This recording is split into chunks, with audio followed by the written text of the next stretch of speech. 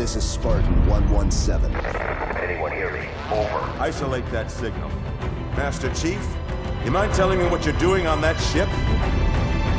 Sir, finishing this fight.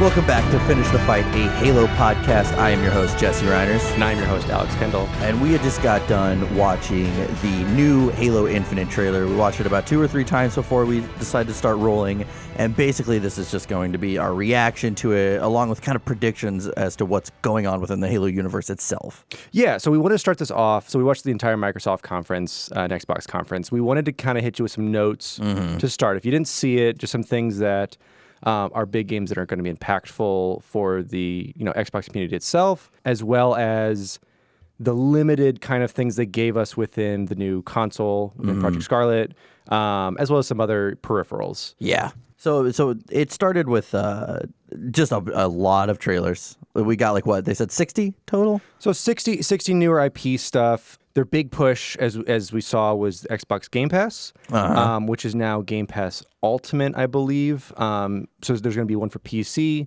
one for Xbox, and then if you want, one of the big things they did announce was Ultimate, which gives you the Game Pass for Xbox, the Game Pass for PC, as well as Xbox Live for $15 a month. So you're basically getting the PC one for free for now. Yeah, and it's pretty incredible because it's very cheap. Like that's because at first you said $10, and then you're like, they start announcing this, you're like, how much is that gonna be? And then you're like, oh, only 15. Yeah, so they're adding it in. So basically, it's the same price you're getting for the Xbox Game Pass plus Xbox Live for the Windows stuff. One of the big announcements that we'll kind of push is there was no new announcement for MCC as far as flight testing, but we did get that MCC, starting with Reach, will be available on PC with that Game Pass. Yeah, so that's pretty incredible that it's all going to be there for everyone to play. And I think it's just making Halo such an easy and accessible game, I think is really going to help for this build up to Infinite.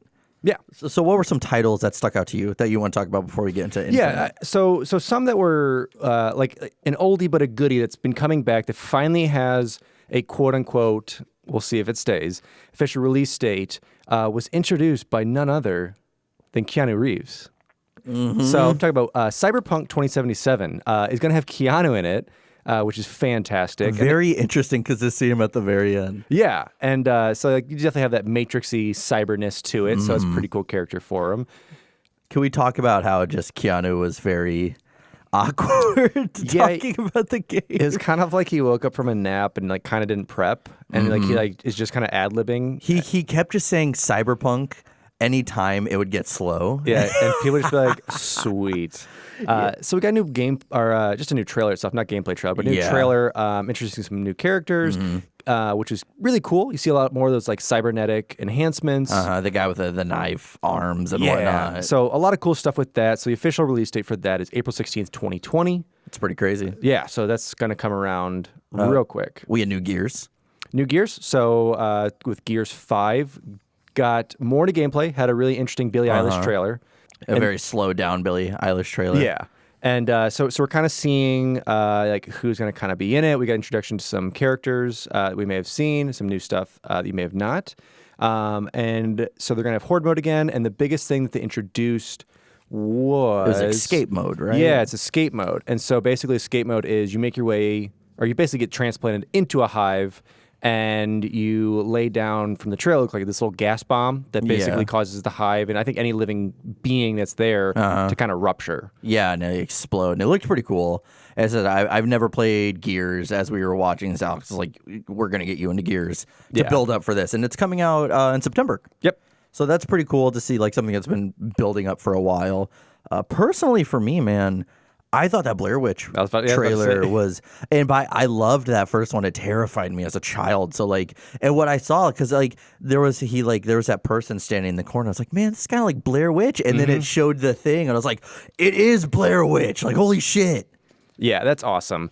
I'm trying to think of anything else. Like there was lots of indie games. But I say a lot of cool indie games. Some ports coming over, especially through the Xbox Game Pass. They're trying to kind of compete with Nintendo for that. It seems like compete with Nintendo, but they're kind of supposed to be partnering with Nintendo. Yeah, at some point, but at least for like the indie market, because Nintendo has that great. Because indie games are great on the goes, and I wish there was a bit more of that. So you had. Another couple really cool announcements for them before we get to more of the tech stuff was you have Ninja Theory, which is a game studio coming out with a really cool game called Bleeding Edge.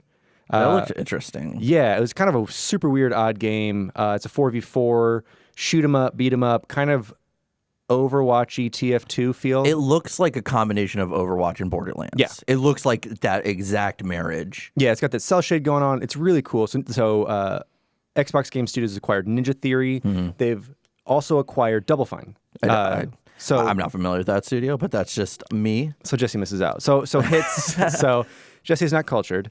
But you have your hits like Psychonauts. You have Jack Black's game. And you have like various others really, really cool stuff they've come out with. So they announced that you're going to have Psychonauts 2. Yeah. So with Double Fine being under the Xbox brand, I assume it gave them some capital. Yeah. And then also a platform to really just put that out. Yeah, and so is overall, we kind of expected. We're talking about all of this stuff because we thought Infinite was going to be the first thing, and then we were going to do this episode about it, and then kind of go off on our own time and watch the rest of it. But Infinite was actually the last thing we saw, which it was a really good. I think it was a good trailer, but definitely, we've had weeks of these leaks saying it's going to be this, it's going to be that. Granted, every time you read a leak, always take it with a grain of salt. But it was always like we did get a trailer, and you got to think one leak that was very believable is that it's going to come out holiday 2020, so November 2020. And so thus they confirmed it there. We'll go into the trailer here in a minute, but they confirmed holiday 2020. So if you have to look at the timeline of like how Bungie and 343 has done this is the year before the game's going to get released, we're going to get that teaser trailer. And then the next E3, so E3 2020, we will get I think we'll get that actual trailer with concrete story and all that, because everyone's like, we're going to get all of this stuff. But you got to think how premature that is for a game that's not going to come out for another year and a half. Exactly. So and I think we should have expected that, so I'm not upset by the trailer. No, I mean, it was fine. I mean, it definitely left you wanting infinitely more. But obviously, like Jesse said, we're talking holiday 2020, which is when you have Project Scarlet is supposed to launch, which they're really pushing, and they pushed it a lot. They're cloud-based gaming and basically be able to stream games, which they originally tried years ago with it's Xbox Connect, Xbox Online. Someone correct me on what it is. But basically tried to do the same game kind of streaming thing. It failed just because it was ahead of its time. No one had internet fast enough to really do it. But now that a lot of people in more dense areas have gigabit connections. It's 2019, people. We all got internet. I'm saying, but like fast internet connections. Yeah. Like there's a lot of places, like even in St. Louis, that don't have gigabit connection. Interesting. Like you're still restricted to 100 meg or possibly like at AT&T 200 or 300 meg. So you'll definitely need those speeds to be able to run those, especially if you're going to be doing like any bigger games that are going to be 60, 70, 80 gigs. Yeah, and it was... Yeah, so they really plugged that in. We kind of made jokes about like the keywords that they kept putting in, but they definitely talked about that new Xbox, which is coming out next year as well, holiday 2020, which all but I think confirms that Infinite will be one of the launch titles for it, and I'm very excited about that. So let's move on to the trailer itself. We're just going to give you a really, really quick recap of what the trailer is, what we thought about it, and then our predictions.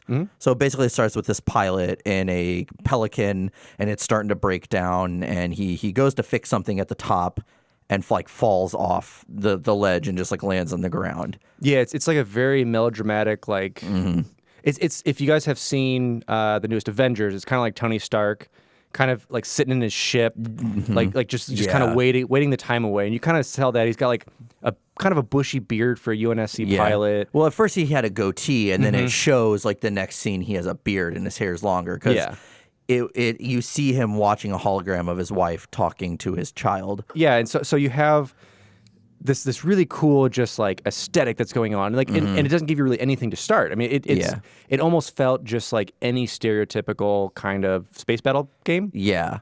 And then all of a sudden, like, he gets this thing. It's like a friendly's near. So he goes and he wipes the fog off of the front of the Pelican. And when he wipes it, you see Chief floating. And you can ask Alex. I literally like gasped out loud. I was like, and then he brings the Chief in, and the Chief's locked up. And so he plugs in the remaining power from the Pelican into Chief, and that's when Chief opens up. And he's like, oh, like all of a sudden, then the rest of the Pelican lights up. So I'm kind of confused on how like the power was sent back and forth. Probably used it for that whole room. It probably powered the room on. Yeah. Again, I don't know. But then you see Chief is holding Cortana's chip, and you see him put it in his head, and it says, "No AI. Do you want to continue?" And I think we see that little bit of gameplay right there, just that little bit. Like basically, the gameplay is we get to click OK, and then he goes. He's like, status report, and this guy goes, "You don't know, do you?"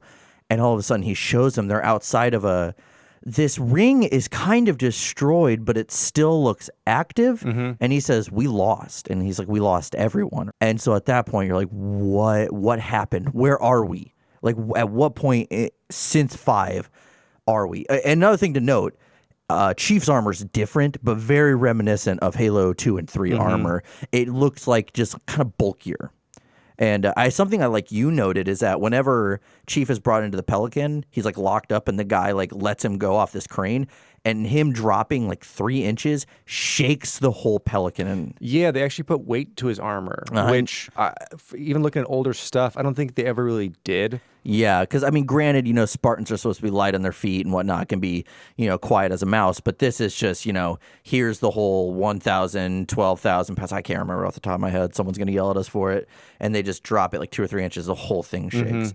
But yeah, so going back now to the trailer, what's happening is all of a sudden then, it's like the ship gets scanned and all of a sudden starts shaking. And the guy's like, no, the pilot's like, not them again. And then he's like, we need to run. And Chief says, no, we need to fight. And so the guy closes the pilot door, and then the back of the Pelican opens, and Chief shoots out, or he's going to. Very reminiscent of Halo 2's 2002 or 2003 E3 announcement when it was just him jumping at a Cairo station. So then you get the splash screen.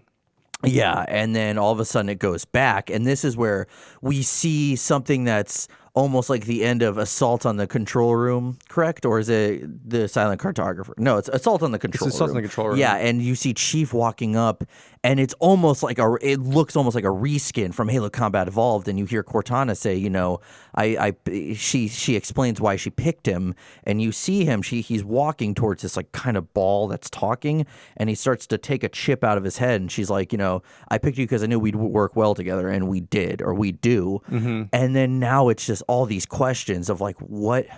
That's the end of the trailer. That's officially the end of the trailer. It was like 5 or 6 minutes long.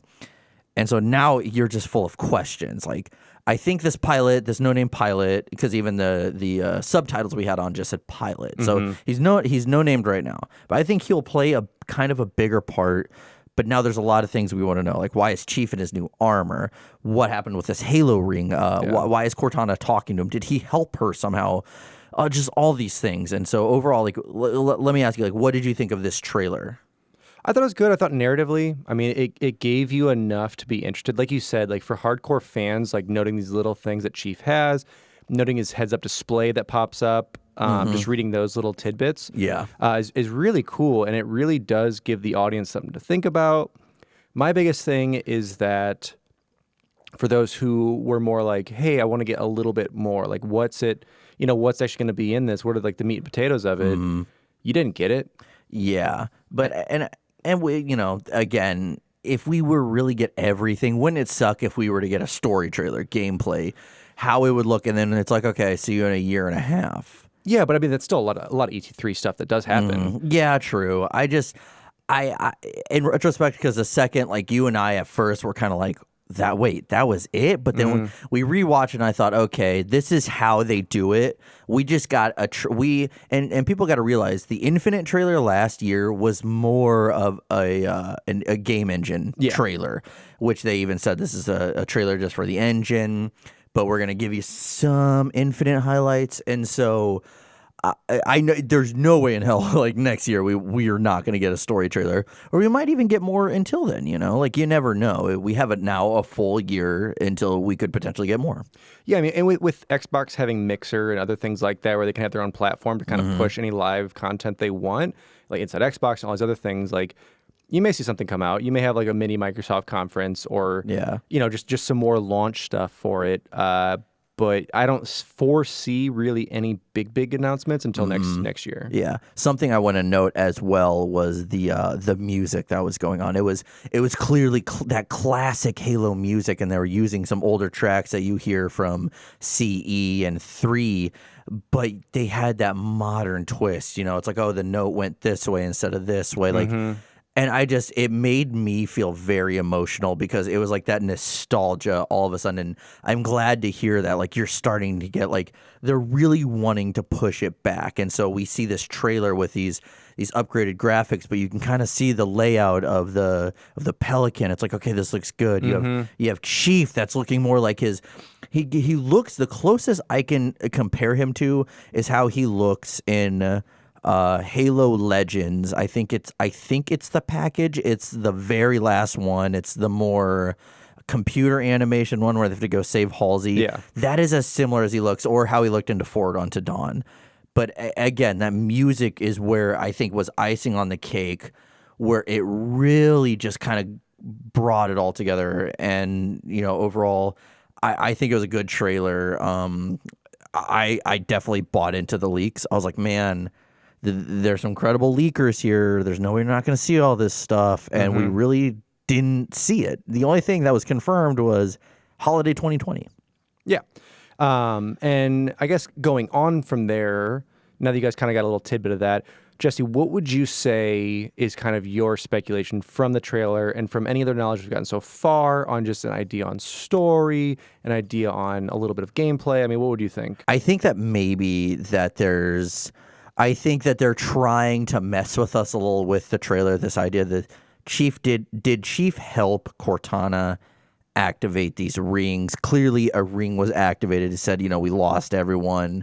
And we've talked about within the lore that you can dial them to certain frequencies.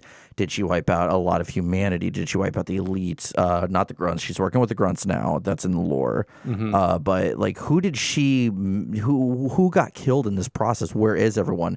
Why is Chief floating? I think something catastrophic happened. I think he might have tried to prevent it. Maybe we have this different fragment of Cortana and Chief himself, because he was on that Halo ring. There's no way. Because another thing we forgot to notice is when he was in that control room, it had a map of that exploded Halo ring. So if he wasn't on it, he's going back on it. And I think that something happened, and between him and Cortana, some kind of confrontation. Like, maybe we'll see the first mission is him and Blue Team and Locke and Thel and everyone else going to try to do this one last stand against Cortana, and everyone dies. She's not going to kill Chief, though, and a handful of people make it. And then Chief's been floating around in space for weeks or something, and that's when it's found, and we go from there. I honestly, again, we've had two very vague trailers. As cool as this trailer was, it was so open, it was so infinite. Yeah, and it adds a lot to it. And we were kind of discussing it earlier. I mean, there's a few things that you can kind of tell how Cortana is getting this way, or how 343 wants to kind of tell it to getting this way, is in 4. Whenever you're near the end, you're having Cortana split. And she's kind of splitting her kind of personality. So you have that going on. And even we see that even in Reach 2, when you're returning, that's a fragment. And in the lore, she can split herself. So it's not out of the realm of possibility. Yeah, so you have that. And then on top of that, at the end of 5 Legendary, you kind of have that little giggle from Cortana that's very reminiscent to Spark. Yeah, floating. Or you see the Halo ring, and it's just like... Oh, man, that trailer was a ride. For as like tame as it was a ride. Yeah. I'm just interested to see that also, like, why does Chief have this? Did he lose a fragment of this new Cortana? Or, like, did he lose this fragment of Cortana? Because remember, the first thing he does is when he gets woken up is he looks at his hand. plugs it in because sees that there's no light coming from it, and then it says, there's no AI here. Do you want to continue? And there's like a hesitation there. So think that maybe we met the real Cortana, or like the good Cortana, and then she just got killed in this kind of incident. I'm not sure. I think one of the biggest speculations I have with it is that you have Guilty Spark and these other installations that have their own monitor, which is basically an AI the Forerunners had with this. So with Cortana going through the rings, going through various other systems and absorbing this data and knowledge, and obviously her discovering that she can live forever, I mean, is this kind of almost pushing it towards like how the Forerunners had their, like it kind of pushes it to almost be like she's part of that now with like the laugh, the split, like several other things. So it'll be really interesting to see if like she was basically going through to fulfill what they had to do, and I don't know. It'll be interesting. Yeah, and I mean, again, we did think, or we thought we were going to have a lot more to say because myself included bought into the leaks. So I was like, we're gonna have just a mountain of shit to happen, and you got to think we could still speculate, are the Banished from Halo 5 going to be a part of this, and the Awakening and the Nightmare DLC, the Flood are officially back within the lore. So are the Flood going to be a part of this again? Because a lot of people have speculated, the Guardians, they're good at disabling all technology, but the Flood don't need technology. The Guardians are Forerunner creations, but yet the Flood beat the Forerunners.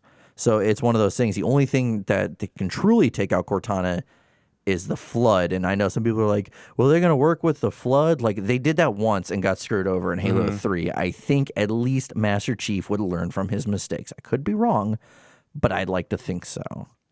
But I mean, it could come to full preservation. Yeah. Do we all die, or do we team up once again, knowing that this is dumb, but this is the only option? Because the second we're done defeating the enemy, we have to turn to each other and try to kill each other. I don't know. I think it's... And of course, there's going to be more clever people out there than us that are going to come up with a lot more interesting theories. I've read so many theories, but especially with these two trailers, there's no... It's all imagination. There's not a lot to go off of. But I think, again, it definitely told a story without giving away too much. Literally nothing other than there is another Halo ring that Cortana found. I know that at the very end of Halo Wars 2, Dr. Anderson takes that Halo ring and just travels through slip space, and then a Guardian finds it. So that's this kind of link from the Wars games finally to the first-person shooters. So I'm very excited to see, because I'm almost pretty damn confident, I'd put money on it, that all these characters are going to meet, especially, you have Chief we're kind of returning to that old art style, which I'm just so glad. It's not a return, but it's a nuanced version instead of almost a completely different direction that 343 initially took it. Yeah.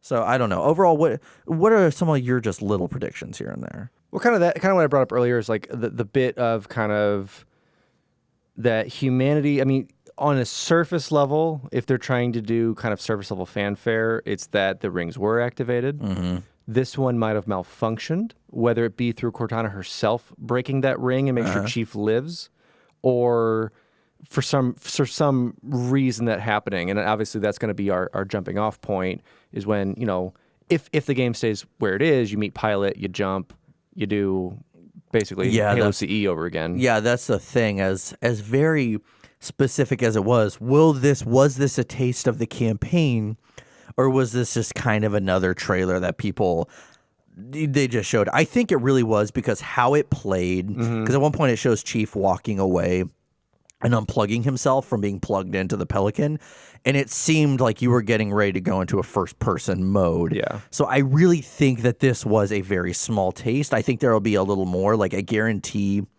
he's going to walk out, and then we're going to have to do the thing that they do in almost every game. Is, okay, look at the green light up here, down here, over there. Okay, and then it's like, do you want to invert your settings? Which I love what you say. Why would anyone ever do that whenever we're playing Combat Evolved?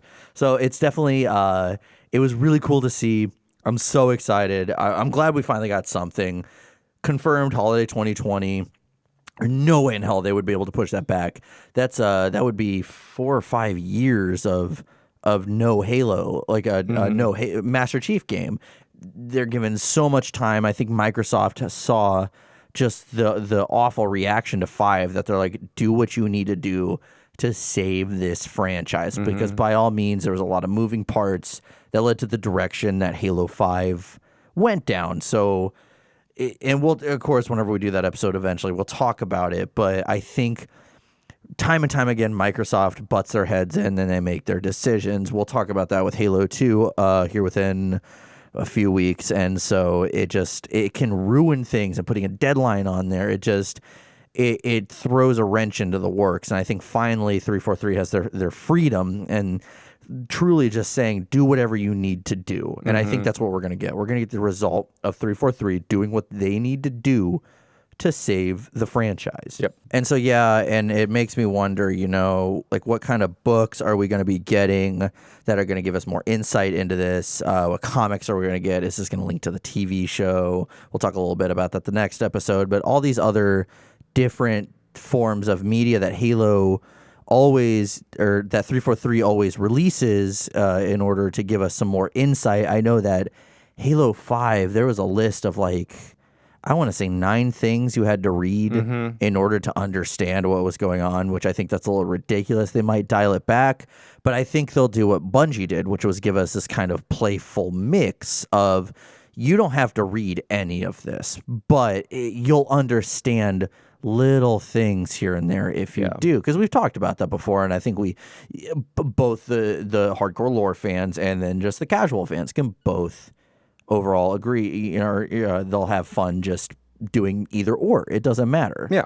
How do you think this is going to play? Like you said, I think they learned from 5, because I just did my replay of 5 just to kind of, because we were just talking about it again, and I went through and I'm like, man, yeah, I mean, it's between 4 and 5. Like, you'd have to get bits and pieces of lore together to understand why this is happening, how they discovered where these people were, and what Yeah. If you didn't play Spartan Ops, you would have no idea what's going on during Halo, the beginning of Halo 5. Because the first thing you're going to say is, why is Halsey with this elite? Why is she missing an arm? What? This elite went down easily. You find out later that should have never happened, but but yeah, so it's definitely like, I think we will be able to get a lot of backstory with some things, but by all means, I'm not thinking that it's going to be a necessity in order to understand Infinite. I think by all means, if you just play Halo 5 and you go straight into Halo Infinite, I don't think there's going to be any kind of confusion whatsoever. Yeah, I think they'll have to understand what backstory they throw right in. And I assume some of the books you'll get, maybe like some really cool Cortana point of view stuff, or just some really cool spin-off stuff would be really cool to read that like does pertain within the universe, the lore, but kind of just gives you what's been happening over here. And so, I mean, hopefully you have something like that that's, superfluous. So like you can just read it or watch stuff if you want to add to your lore collection with it, and not necessarily like, what is going on when playing this game? Yeah, it's definitely going to be. I think that's the route they're going to go. I think we're going to see a return of a lot of the species. I think we're going to have those mixed art styles. We're going to see the Halo 4 and 5 jackals and elites and grunts, and we're going to see them alongside with the Bungie versions, because in the comics and along within Halo Wars 2, we've already seen that, and it looks very natural. So by all means, I think one of the biggest mistakes that 343 made was segregating those two versions instead of letting them be together, or just doing what Bungie did over the years and just giving them little changes here and there. Yeah, little tweaks, or like even adding to the lore and just saying, this is another subset of species, or this species habitated this specific system and evolved this way. Like, you can get around it however you want. Yeah, like the Kid Gyars, I believe, between them and the skirmishers, the skirmishers were born on a different moon, I think, or something like little things like that. Like, no one bitched about the skirmishers. They were like, no, you get it. It's the same thing with humanity. Like, it's the same planet, different looking people. So why not have that with the alien races? And by all means, like, when you look, and it's like kind of like the equivalent of like, you look at the army, it's not going to be just all one race of people. It's going to be, you're going to see people from different backgrounds. Same with if we were looking at the factions, the Covenant factions that were attacking us in Halo 4 and 5, it should be kind of an eclectic group, Yep. but it's not. And so I think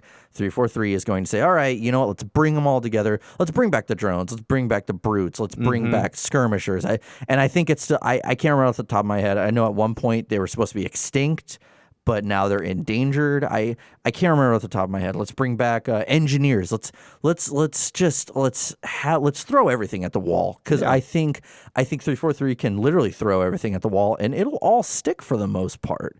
I'd love to see even new armor variations. I'd love to see, of course, I want to see the flood come back. So if so, I want to see them infect everything. I want to see flood dogs, flood grunts. I want to see it a lot more than what we got from Halo 5. Because I know you and I talked about how like Halo 5 is a fun game to play. It's real fun. Like I enjoyed the gunplay on it. I thought the fights were good. I thought it was just a well-versed mix of that.